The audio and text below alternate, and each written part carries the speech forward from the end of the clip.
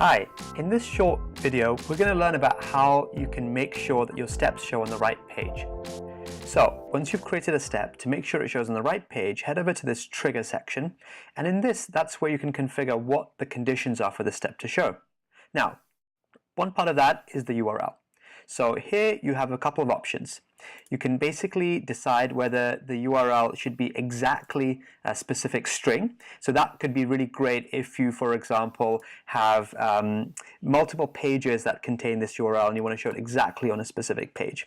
Alternatively, you can use URL contains text. In this, you can use the full domain, or you could use a path, for example, and then the step can show on any of the pages that have that string in the URL.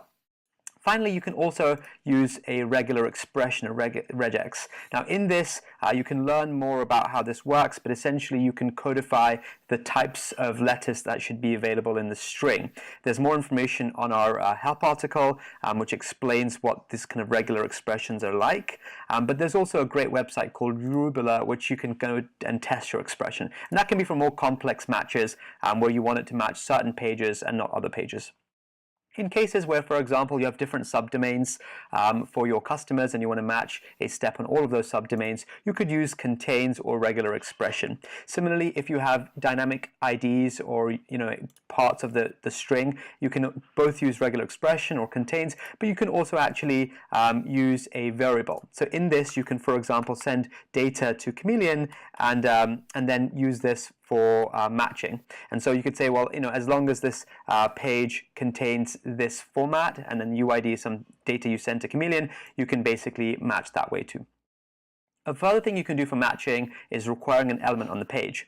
Now this is here. Now this is really helpful if, for example, you have the same URL, but the content on your page keeps changing or is different in different places. So what you can do is require a certain element to be present and showing on the page for this step to show. Now that's different to attaching the step to an element as part of focus or triggering it based on a click on an element. This is just if that element is present on the page, then the step will show. If the element is not present on the page, the step will not show. So hopefully that understanding of URLs and elements on the page will help you make sure that the step shows in the right place at the right time. Check out more videos down the road.